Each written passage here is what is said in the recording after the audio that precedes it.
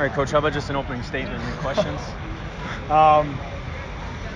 These kids are unbelievable. To be down 21-0 like that quick, I mean, I think within like 4 minutes for an FCS team to just stick with it and just fight back, it's all about them. They're just an unbelievable group of kids. Our culture is awesome, and there's no other way we could show that to you than what we did tonight. I mean, we're missing 81. 81 doesn't play the whole game. We started our 5th and 6th string linebackers.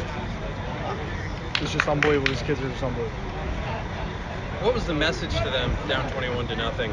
Just play each play, and then, just keep grinding on every drive.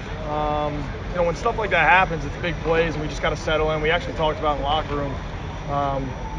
They're a good team. They're a really good football team. They're well coached, and we just knew we had to settle into the game. And once we did that, that gives you confidence. And we told them all week, if you just hang around, when these games get into the fourth quarter, when you're the FCS team, all the pressure flips to the other side, and I think you saw a little bit of that. So, but to get to that point, I mean, there was probably, I don't know how much our travel party is, maybe like 90 something. There's probably 90 people in the building that thought that was going to happen when it was 21-0.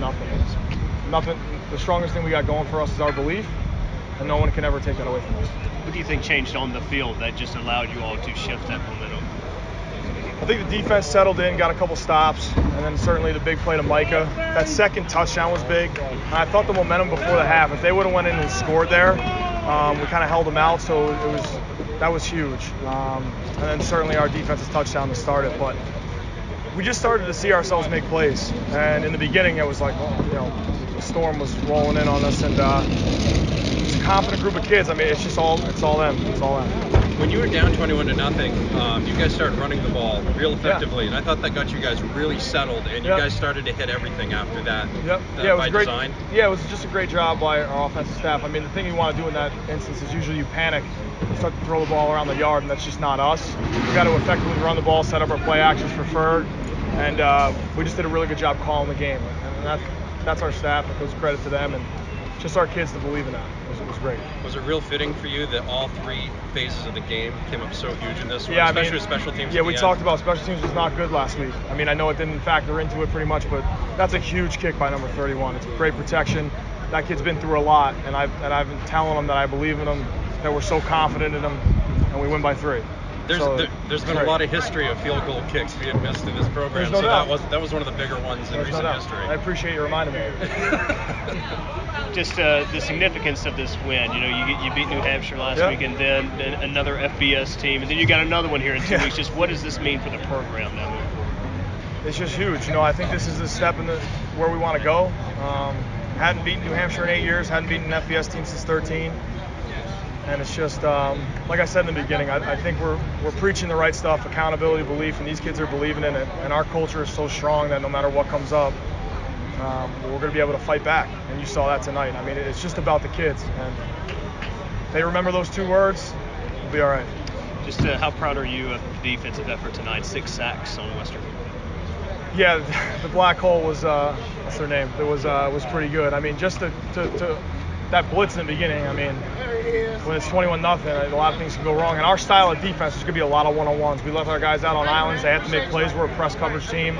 We don't shy away from that. And, I mean, that's our identity on defense, for those kids to fight back. And, I mean, I think the second half was the one big play, which I haven't seen yet, but I think it was maybe a pick play, but we'll deal with that later.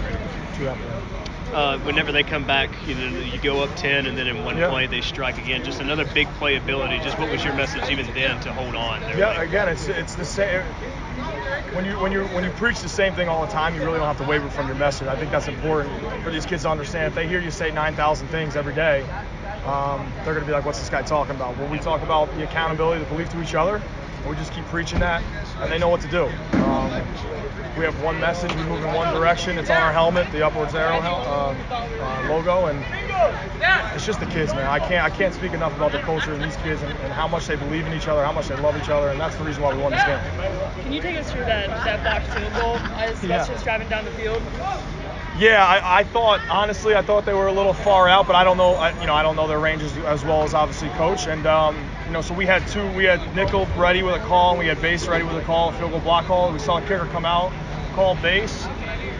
Usually your blocks come up the middle, and usually what that means, if it comes off the edge, their operation time might have been a little slow. Sometimes that happens when it comes off the edge. Usually the blocks are up the middle, but Jordan Swan, transferred from UConn, who the only reason he's here is because he's got 4 best friends that went to the same high school as him, and they talked about what we have going, and now he's here, and for him to make a play, and it's just unbelievable. To hear that thud is a pretty good special feeling on defense.